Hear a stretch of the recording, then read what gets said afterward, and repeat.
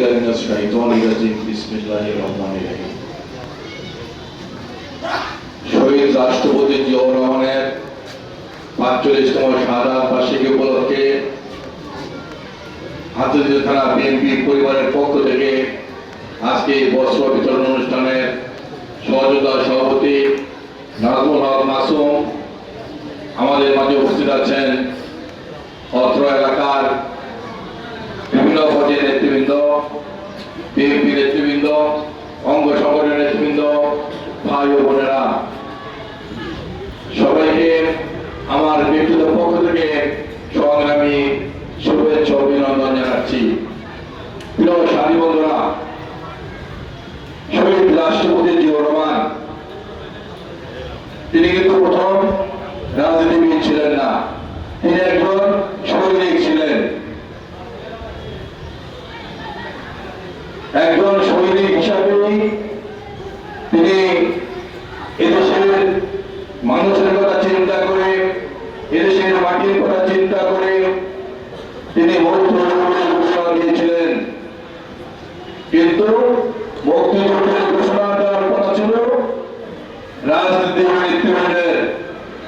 তৎকালীন সময়ে পাক হানাদার বাহিনী যখন বাংলাদেশের সাধারণ মানুষের উপর ঝাঁপিয়ে পড়ল, নির্যাতনে গুলি করে হত্যা করা শুরু করল, তখন কিন্তু তৎকালীন আওয়ামী লীগের সকল নেতৃবৃন্দ পার্শ্ববর্তী রাষ্ট্রে ভারতে পালিয়ে গেল।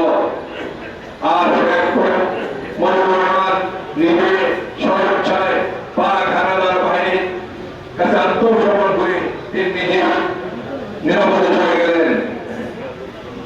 বিপদগ্রস্ত হল বাংলাদেশের সাধারণ মানুষ, বাংলাদেশের যুব সমাজ, ছাত্র সমাজ, দিশেহারা হয়ে গেল, কি করবে ভেবে পাচ্ছে না। তখনই কিন্তু শহীদ রাষ্ট্রপতি জিয়াউর রহমান মুক্তিযুদ্ধ ঘোষণা করলেন। বাংলাদেশের যুব সমাজকে, বাংলাদেশের ছাত্র সমাজকে তিনি যুদ্ধে অংশগ্রহণ করার জন্য, পাক হানাদার বাহিনীর বিরুদ্ধে অংশগ্রহণ করার জন্য আহ্বান করলেন।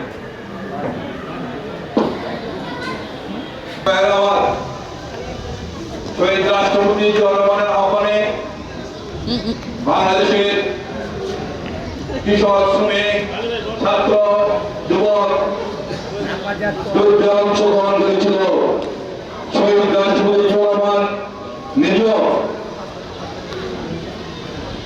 তিনি যুদ্ধে অংশগ্রহণ করেছিল। দীর্ঘ 9 মাস পাক হানাদার বাহিনীর বিরুদ্ধে যুদ্ধ করে দেশ স্বাধীন করেছিলেন। বাংলাদেশের মানুষকে শহীদ রাষ্ট্রপতি জিয়াউর রহমান একটি মানচিত্র দিয়েছেন, একটি পতাকা দিয়েছেন, স্বাধীন একটি রাষ্ট্র দিয়েছেন। তিনি কিন্তু তার কর্মসূত্রে ফিরে গিয়েছেন স্বাধীনতা লাভের পরে। আর জেলখানা থেকে শেখ মুজিব বের হয়ে তিনি বাংলাদেশের প্রধানমন্ত্রী হয়েছেন। তিনি যখন জেলখানা থেকে বের হয়ে লন্ডন যান, তখনও তিনি কিন্তু জানেন না দেশ স্বাধীন হয়ে গিয়েছে, আমরা একটি স্বাধীন রাষ্ট্র। এগুলো শহীদ রাষ্ট্রপতি জিয়াউর রহমান। স্বাধীনতার পরে বাংলাদেশের যে একটি বিশৃঙ্খলা মুজিব বাহিনী সহ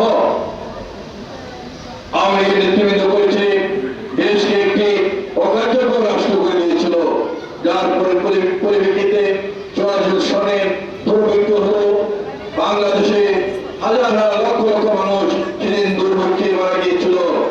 এই বাংলাদেশে স্বাধীনতার পরে যে সাহিত্য এসেছিল, সেই সাহিত্য কিন্তু বাংলাদেশের মানুষ 20 বছর খেতে পারত। সব আওয়ামী লীগের লোকজন চলে করে খেয়ে ফেলেছে। এমনকি শেখ মুজিবুর রহমান নিজেই বলেছিলেন 7.5 কোটি কম্বল আসলো, আমার কম্বলটা গেল কোথায়? আমার ডাইনে চোর, বায়ে চোর, আমার সামনে চোর, আমার পিছনে চোর, সব পারে চোর আর চোর। চোররা লুটে পুটে সব খেয়ে ফেলছে। এমনি অবস্থার পরিপ্রেক্ষিতে 75-এর 7 নভেম্বর শিবাই জনতা বিপ্লবের মাধ্যমে শহীদ রাষ্ট্রপতি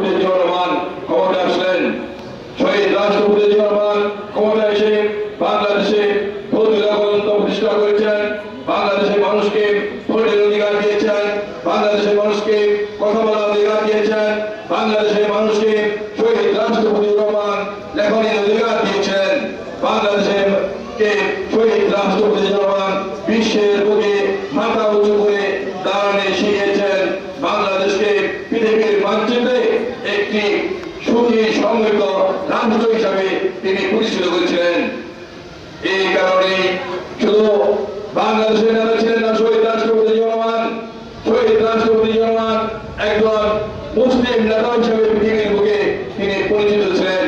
তিনি ইরানের যুদ্ধ বন্ধ সহ বিভিন্ন বৈশ্বিক সম্মেলন সহ বিভিন্ন ইসলামী সংগঠনের বিশ্বের ভিতরে বিভিন্ন ইসলামী সংগঠনের নেতৃত্ব দিয়েছেন। এই কারণে শহীদ রাষ্ট্রপতি রহমান তৎকালীন সময় এদেশে কিছু কুচক্রীর মহল এবং আন্তর্জাতিক কিছু কুচক্রীর মহল ষড়যন্ত্র করে শহীদ রাষ্ট্রপতি রহমানকে হত্যা করেছিল।